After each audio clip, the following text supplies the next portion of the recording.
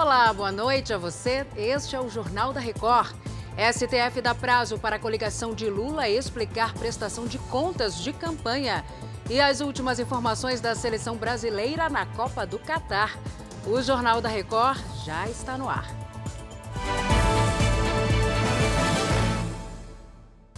Oferecimento Bradesco. Entre nós, você vem primeiro.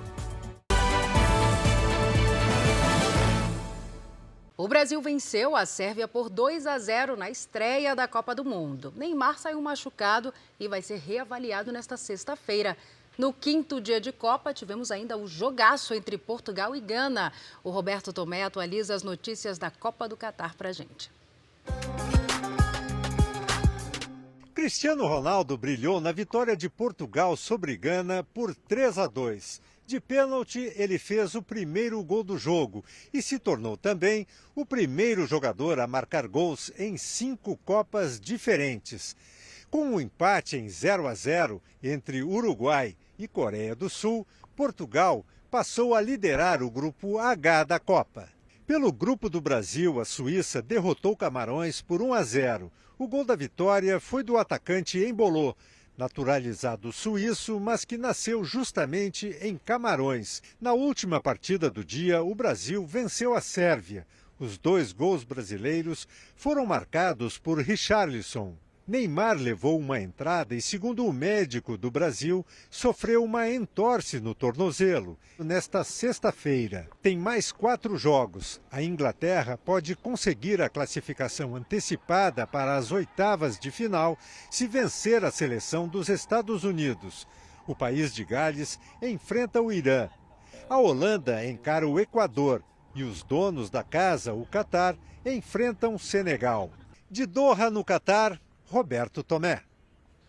A festa pela vitória do Brasil foi grande por aqui e também lá no Catar. Muita gente se reuniu no espaço para fãs montado na capital Doha para apoiar a nossa seleção.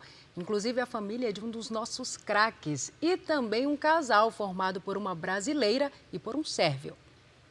Catar ou Brasil? Praticamente uma invasão brasileira em Doha. Aqui é todo mundo misturado, aqui já virou uma bagunça, já um monte de brasileiro. Enquanto os atletas estavam se preparando, mais de 3.000 torcedores brasileiros se reuniram para dividir a agonia da espera pela estreia. A expectativa é toda hora sonhando quem vai fazer o primeiro gol, como que vai ser. Se o jogador essa hora tá ali no auge da concentração, a torcida nervosa já fazendo festa, euforia, imagina só como tá o coração de pai e mãe. A gente tá aqui com os pais do Rodrigo. Eric, como é que fica essa hora? Nossa, nem dormiu essa noite. Eu também dormi bem pouco, né? Claro, ansiedade, feliz, eu acho que é um mix de sentimento. Eu tô até vendo na hora do hino, eu vou chorar pra caramba aí.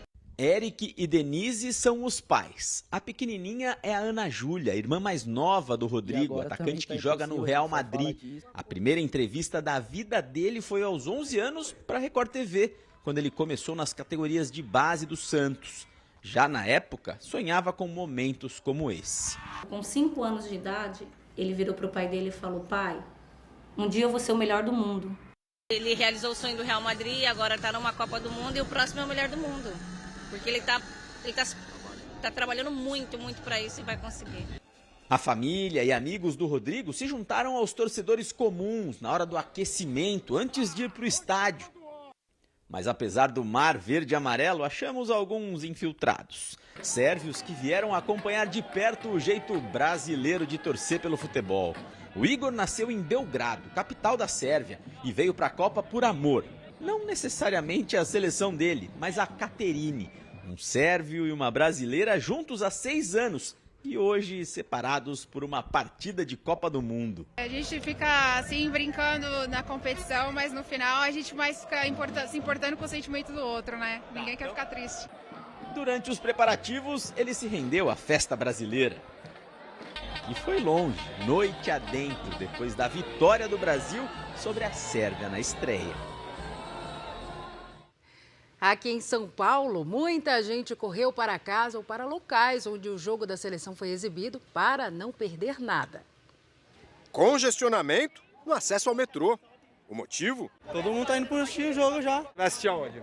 Em casa. Vai dar tempo? Não sei não. Acho que não. Mas nem todo mundo queria o sossego do lar. Saí do serviço, já vim direto pra cá. Gente de todas as idades se reuniu no centro de São Paulo. Quem vai ganhar? 3-0. Foi assim, assistindo a Copa em 1998, que Rodrigo e Cristiane se conheceram. Acho que foi Brasil e Chile nas oitavas de final. Em 98, 4-1 pro Brasil.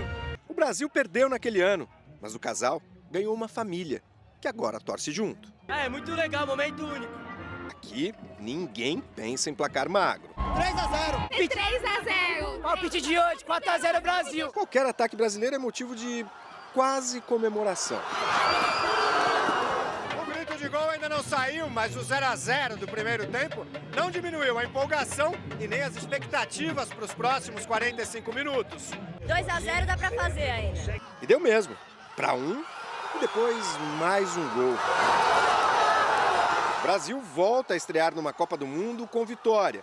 E já tem gente dizendo que estamos com a mão na taça. Vai Brasil!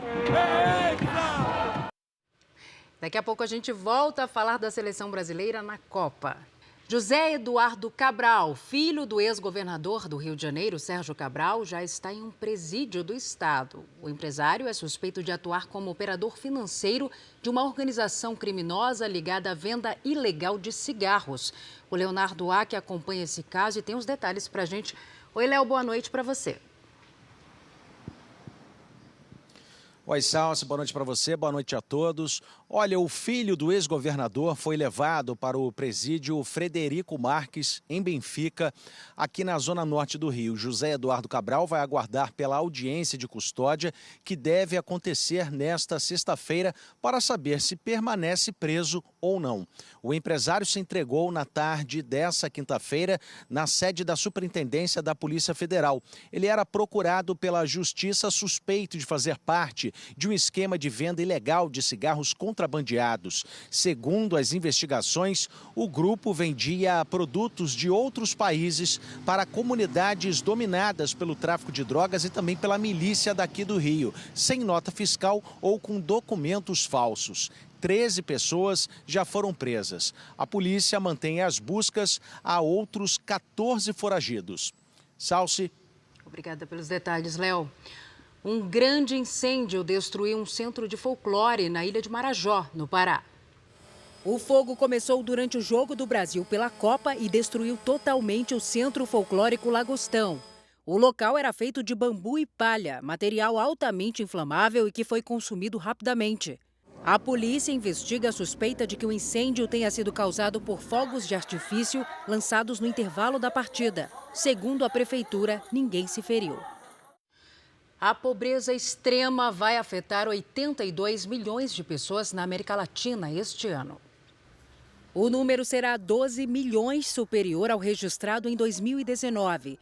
Segundo o relatório da Comissão Econômica para a América Latina e o Caribe, ainda não foi possível reverter os impactos econômicos da pandemia. Nos últimos anos, o crescimento na região desacelerou, o índice de desemprego não sofreu mudanças significativas e a população enfrentou aumento do custo de vida.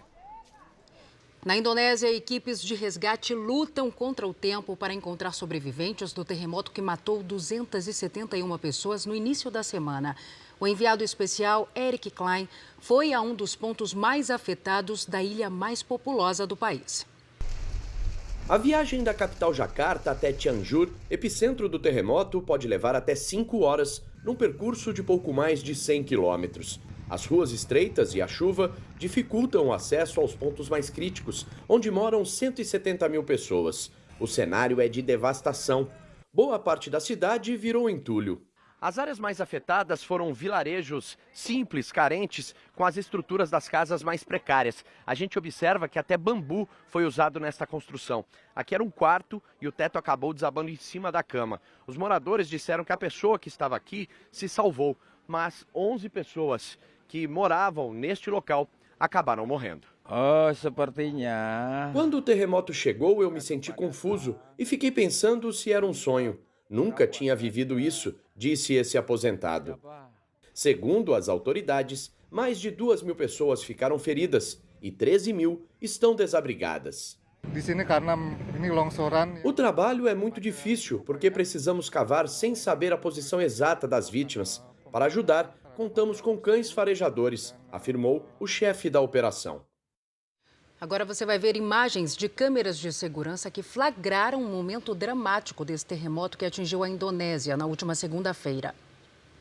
Uma mulher e uma criança estavam sentadas no chão quando os tremores começaram. Imediatamente, ela pegou a criança no colo e saiu correndo para fora da casa. Uma outra, que estava mais distante, saiu logo atrás. Outras pessoas foram para a rua, pela garagem. De volta ao Brasil, a Polícia Militar de Minas Gerais vai usar câmeras nas fardas. Quem acompanha tudo isso direto de Belo Horizonte é a Virgínia Nalon. Oi, Virgínia, boa noite para você. A partir de quando, hein? Ei, Salso, boa noite para você. A PM vai começar a usar as câmeras nos uniformes no final da primeira semana de dezembro. Ao todo, serão 1.040 câmeras que serão utilizadas por 4.000 policiais em todo o estado. O investimento de R$ 1.800.000 é do governo estadual, que pretende modernizar o trabalho da polícia. Especialistas afirmam que as câmeras nas fardas ajudam a reduzir possíveis abusos, além de produzir provas judiciais e proteger os próprios agentes de segurança contra acusações falsas. O detalhe é que o acionamento das câmeras vai ser feito pelos próprios policiais durante as abordagens. Salce. Obrigada, Virgínia, pelas explicações. A ONU pediu uma investigação sobre a repressão violenta contra os protestos no Irã, o que representa a violação dos direitos humanos. O alto comissário da ONU para os Direitos Humanos disse que o objetivo é reunir provas para punir os responsáveis. A representante iraniana chamou a reunião de vergonhosa e disse que o Irã está totalmente comprometido com os direitos humanos. Desde setembro, manifestantes tomaram as ruas de várias cidades no país depois da morte da jovem Mahsa Amini. Ela foi detida por não usar adequadamente o véu para cobrir a cabeça e acabou morrendo sob custódia da polícia. E na Alemanha, ativistas do meio ambiente travaram o aeroporto de Berlim. Os manifestantes passaram as grades de proteção e invadiram as pistas do aeroporto. Eles acusam a Alemanha de fazer promessas vazias na cúpula do clima, no Egito. Uma ativista chegou a colar o próprio corpo na pista. Um porta-voz do aeroporto disse que as operações foram interrompidas por 1h30 e afirmou que entre 3.000 e 4.000 passageiros tiveram os voos atrasados ou cancelados. Dois dos partidos que fizeram parte da coligação do presidente Jair Bolsonaro na disputa pela reeleição afirmaram não concordar com a ação movida pelo PL contra as urnas eletrônicas. O Republicanos e o PP decidiram recorrer da multa bilionária e do bloqueio do fundo partidário determinados pelo ministro Alexandre de Moraes, presidente do TSE. O presidente do Republicanos, deputado federal Marcos Pereira, disse que irá recorrer ao Tribunal Superior Eleitoral para não ter os recursos do partido bloqueados, como resultado da ação movida pelo Partido Liberal. O PL pedia a anulação dos votos de mais de 280 mil urnas eletrônicas, especificamente das mais antigas. Pereira disse que não foi consultado sobre o processo e, se fosse, teria se colocado contra a medida. Ele lembrou ainda que a sigla reconheceu a vitória do presidente eleito, Luiz Inácio Lula da Silva, assim que a apuração foi encerrada. O Partido Progressistas afirmou que já recorreu da decisão de Moraes e que também não autorizou a ação do PL. A sigla reclamou ainda de não ter recebido a chance de ampla defesa no processo. O PL, autor do processo, informou que já acionou a assessoria jurídica para analisar a decisão do TSE. O partido diz que seguiu o que prevê a lei eleitoral, que permite às legendas realizar uma fiscalização do processo.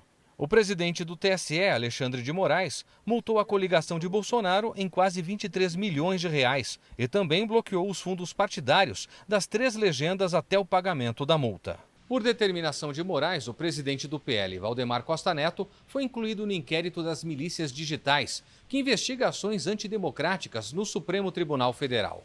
Hoje, todas as informações do processo já foram transferidas do TSE para o STF, mas o dirigente do partido do presidente Bolsonaro também terá de enfrentar uma investigação por supostos crimes eleitorais, numa apuração que será aberta pela Corregedoria Eleitoral.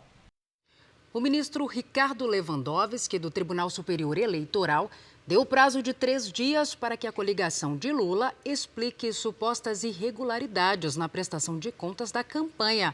Agora vamos a Brasília conversar com o Matheus Escavazini, que tem os detalhes para a gente. Oi, Matheus, boa noite. Boa noite, Salsi. Técnicos do Tribunal Superior Eleitoral apontaram irregularidades em R$620 mil nas contas da campanha do presidente eleito.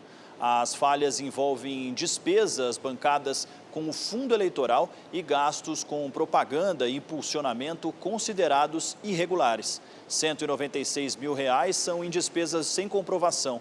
Seriam materiais de campanha, como adesivos e folders impressos. A coligação vai precisar enviar uma nova prestação de contas para a corte relativa ao segundo turno.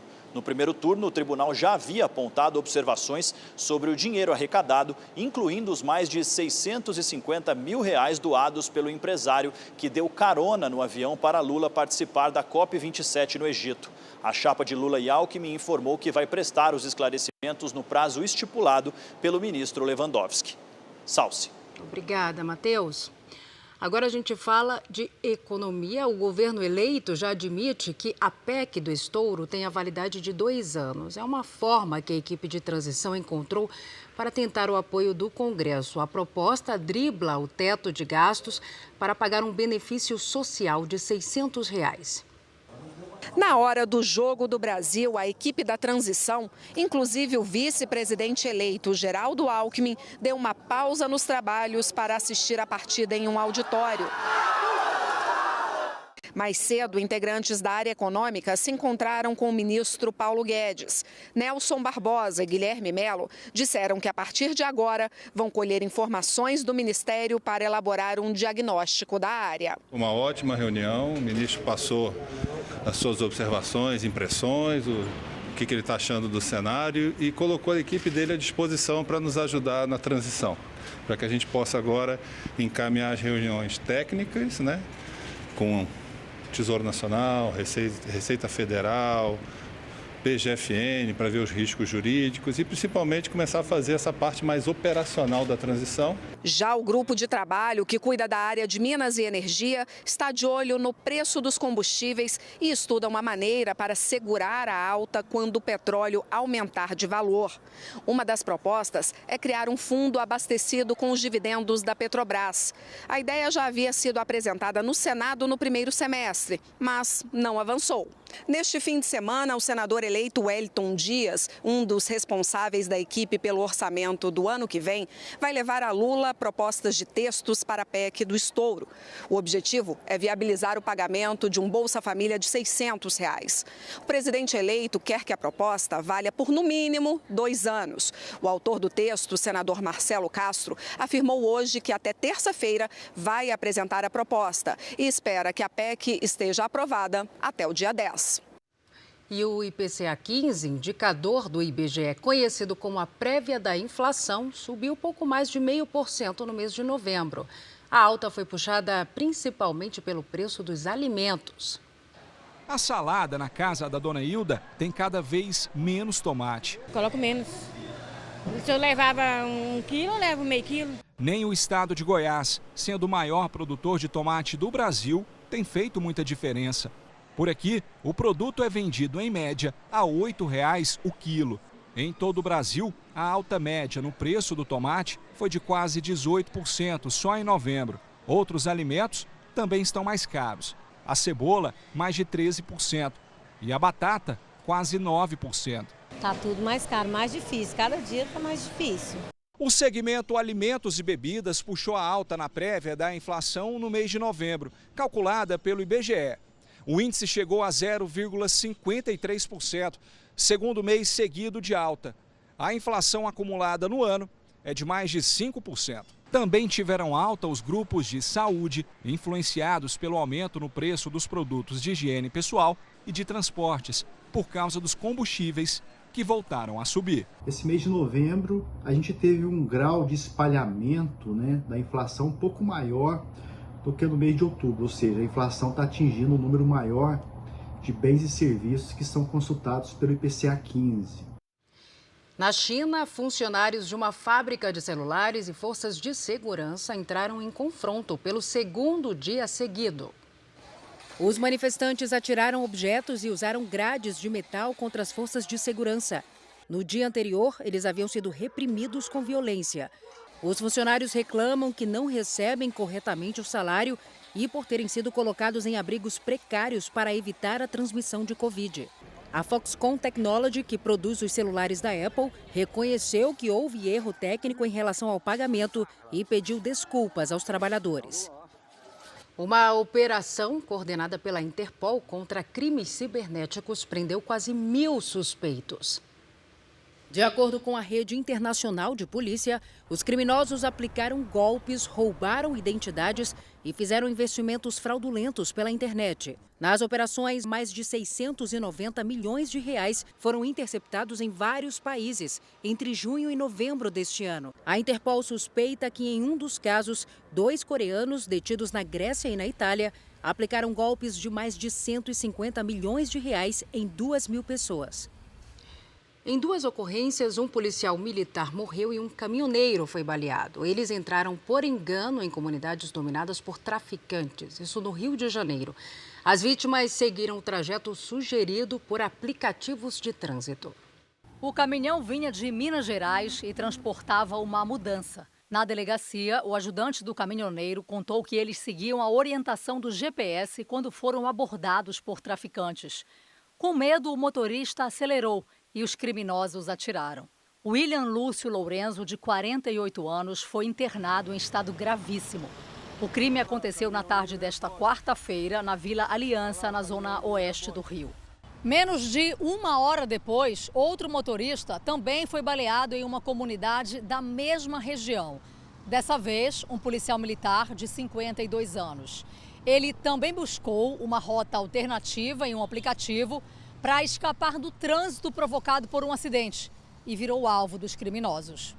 Luiz Carlos da Silva chegou morto à unidade de saúde. O carro que ele usava foi fuzilado pelos traficantes. O filho da vítima, que prefere não se identificar, contou que o PM temia ser reconhecido. Um caminhão tinha sido parado, o carro dele também, só que por ele ser policial ele tentou fugir, né, e o carro dele foi baleado. Na opinião deste advogado especialista em trânsito, as plataformas têm dificuldade em identificar as áreas de risco. Cabe ao motorista saber se vale a pena ou não ir pelo caminho indicado. Já tiveram aplicativos que deram esses alertas e alguns aplicativos foram obrigados a remover porque muitos moradores classificavam como um preconceito para aquela área, para aquela região em que moravam. E ainda no Rio de Janeiro, mais de 90 pessoas foram vítimas de balas perdidas no Rio somente este ano. 3 casos aconteceram em 24 horas. A família de Douglas Teixeira ainda tenta entender como o rapaz de 26 anos saiu para trabalhar e acabou atingido por uma bala perdida. Uma pessoa alegre, um rapaz alegre, trabalhador, honesto, nunca mexeu nada que de ninguém.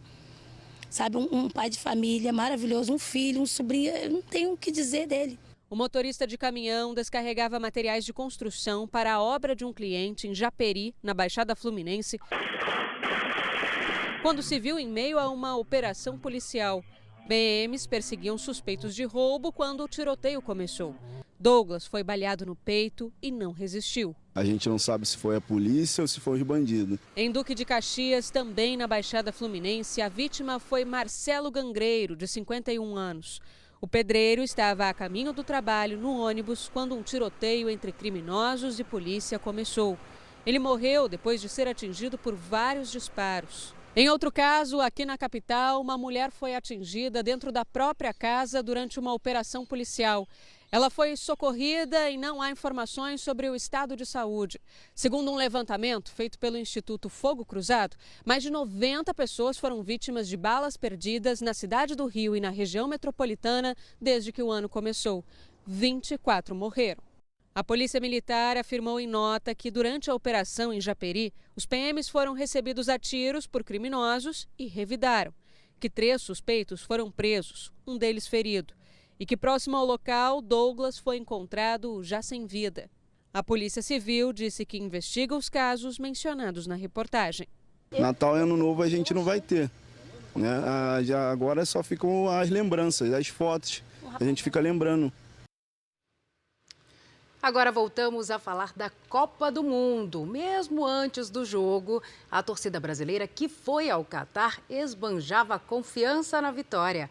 E como se não bastasse a empolgação nacional, ainda podemos contar com o reforço de um grupo de estrangeiros apaixonados pelo futebol da nossa seleção. Deste navio de luxo ancorado em Doha, saiu a primeira onda verde-amarela. Os amigos e a família do capitão Thiago Silva, certos de uma grande vitória. Brasil vai ser campeão! Hoje, claro, já acordou um pouco mais tenso, apreensivo, mas não só ele, como toda a equipe. Ele disse que eles estão bem concentrados, bem centrados e estão confiantes também. E o Thiago, tá bem? Confiante? Tá confiante, graças a Deus, confiante, como nós. No metrô, uma fanática torcida brasileira que não veio do Brasil. São imigrantes de Bangladesh, um país da Ásia, barulhentos e apaixonados pelo nosso futebol. Eu perguntei por que eles torcem para o Brasil. Os brasileiros são os melhores jogadores do mundo, disse ele. Neymar. A expectativa de vitória e espetáculo levou a multidão para o Estádio Luzeiro. Uma invasão de euforia e confiança.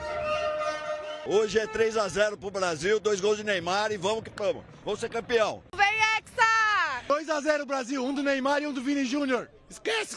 4-0, 2 do Neymar e 2 do Vini.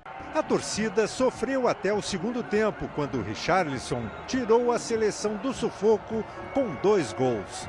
Hoje foi incrível, cara. 2 gols e eu bem pertinho, é indescritível, de verdade. É uma emoção muito grande e eu, como brasileiro que amo futebol, não tem como falar mais. Olê, olê, olê, olê. Brasil, Brasil. No primeiro jogo do Brasil, os amigos de infância do Rafinha se reuniram para assistir a partida no bairro onde ele nasceu e cresceu, lá em Porto Alegre. O menino que jogava bola em campos de areia com chuteira emprestada de parentes vestiu a camisa da seleção brasileira hoje pela primeira vez em uma Copa do Mundo. Rafinha virou referência para quem sonha em ser jogador de futebol. Eu queria ser igual ele no mundo. Eu sou fã dele. Eu me inspiro nele às vezes, quando eu estou jogando futebol. O primeiro jogo do Brasil reuniu aqui em Porto Alegre os amigos do Rafinha. Foi neste bairro, no extremo sul da cidade, que o atacante da seleção nasceu e começou a construir a jornada que o levou até o Catar. O Wesley conhece Rafinha desde criança e conversou com ele ainda hoje de manhã. Ele que já acordou o grupo, bom dia. E a estreia veio com direito à vaga no time titular, completando o trio de ataque. Eu não consegui dormir, eu não sei ele, mas eu acho que eu tô mais nervoso que ele. A vitória emocionou a turma, que se sentiu fazendo história junto com um amigo. É como se todos nós participássemos um pouco disso, né? Tanto a seleção quanto ele tem potencial aí para conseguir essa taça para nós. Já no Rio de Janeiro, teve churrasco para acompanhar o primeiro jogo de Lucas Paquetá em uma Copa do Mundo. A confraternização de hoje é especial. Parentes e amigos de Lucas Paquetá se reuniram para celebrar a realização de um sonho. Ver hoje ele na Copa do Mundo é quando houve o nascimento do meu filho, falou, você é pai. É essa a emoção que eu posso passar para vocês, de ver hoje o Lucas Paquetá, o Lucas Tolentino, meu sobrinho, meu afilhado lá, é essa a emoção que eu sinto. Na decoração, as camisas dos clubes em que Paquetá jogou e todo mundo de verde e amarelo. Está se aproximando o momento da estreia do Brasil na Copa do Mundo e seu Alessandro, como todo bom padrinho, já está tentando o último contato com o sobrinho, o Paquetá, para transmitir boas energias na hora do jogo. Falou que está bem, está 100% e vamos ficar na torcida para trazer esse caneco para o Brasil, que é a coisa mais importante que a gente tem, e fazer um bom jogo, né? Brasa no ponto e Gustavo, primo do camisa 7 da seleção, tem que assumir a churrasqueira. Tô doido para ver o jogo, ver o cara cravando o golzinho e queimando o dedo ao mesmo tempo. A 12 mil quilômetros de distância, a torcida se empolgou e sofreu. A gente fica muito ansiosa para ver o resultado de um trabalho de uma vida inteira, né? E ele é merecedor de tudo isso. A palavra é orgulho, né? Tudo vai dar certo, vamos ser campeão, traz o Hexa para nós. Bem, este foi o Jornal da Record. Outras informações na primeira edição do JR 24 Horas, que começa às 7 da manhã. Você fica agora com Fala Que Eu Te Escuto. Uma boa noite para você. Cuide-se. Tchau.